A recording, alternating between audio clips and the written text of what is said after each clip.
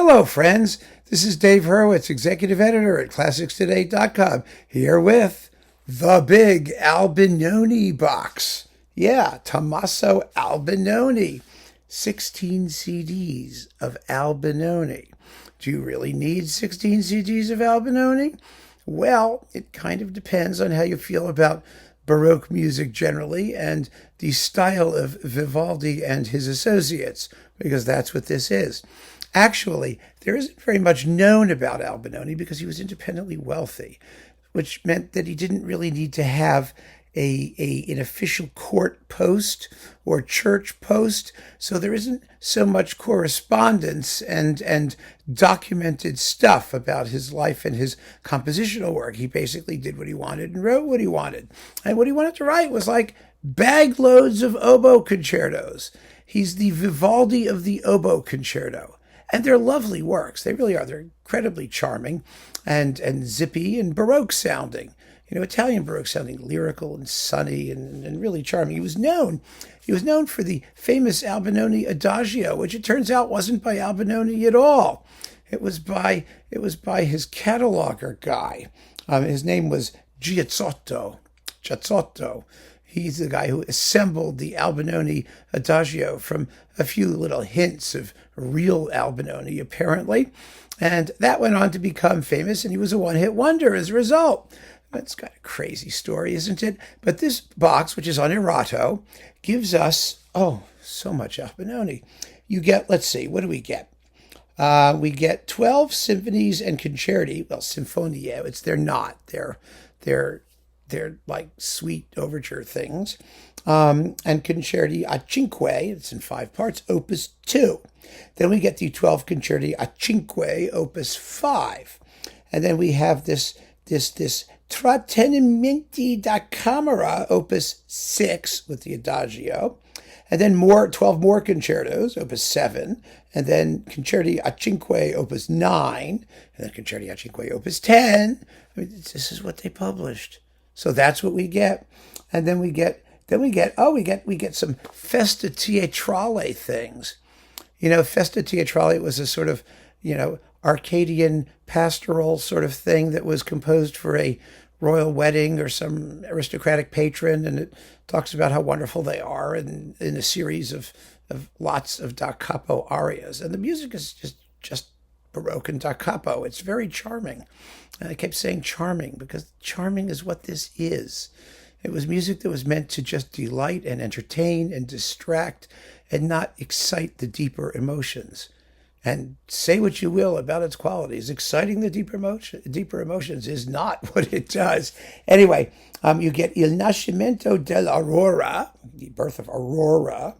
Then we get Pimpinoni. And finally, Il Consiglio dei Pianetti. Yeah, Pianetti. I mean, essentials. No, not really. But they're all charming performances. Let me just tell you who's doing what. And then it's up to you to decide just how much Albinoni you can tolerate. I mean, I go for it, well, frankly, rather infrequently. Of course, the booklet doesn't tell us to have a track listing, so we have to suck out these CDs. I remember when these were coming out. I mean, you get all these concerti with I Solisti Veneti under Claudio Scimone. Yeah, these were very, very nice performances back in the day. And these sinfonie are actually called sonatas. That's what they're called. And they're all church sonatas, the sonatas. In other words, they all begin with slow movements. And they don't have dance pieces. They're slow, fast in 4 movements, while as the concerti are the usual 3-movement Venetian Vivaldi style concerti. So we get those opus 2s. And then we got like this business, the 12 concerti opus 5 plus 3 symphonies. This is also with Scimone and those people. But then we have some other people doing some stuff here. Then we've got the 12 sonatas opus 6, right? Yes, that was the Trattenimenti da Camera, opus 6. These are simply violin sonatas. For sonatas in basso continuo with Piero Tosso, Eduardo Farina, and Susan Moses. Okay. Then we've got 12 concerti opus 7.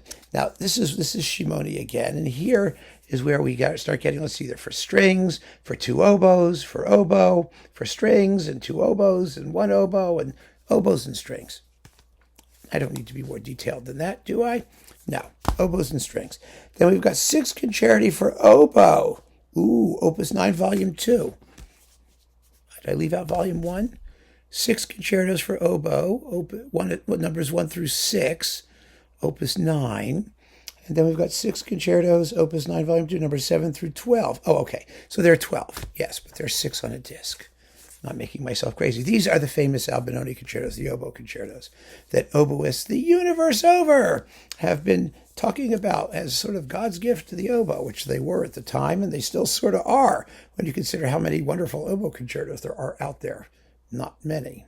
Here's another thing. Let's see. These are violin concerti, the Opus 10 things. That was Opus 9.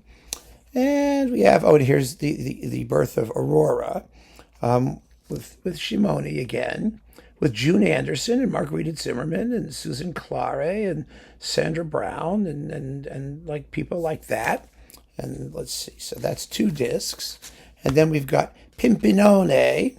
Oh, this has Elena Zilio and Domenico Trimarchi. You know, Trimarchi, he did a lot of those baritono buffo things in like Claudio Abbato's Rossini opera stuff. A very good singer. He's a very good baritone. It's only 2 people in this thing. And then we've got the Concilio dei Pianetti. It's a serenata, you know, one of those festa teatrali things for 3 voices, with, let's see who's singing, Silvia Pozzer and Cristina Miatello and Luca Dordolo. And this is not with Scimone. This is with the Ensemble Strumentale Alba Longa under Annibale, let's see, Cetrangolo. That's as close as I can come to getting through that. I mean, good Lord.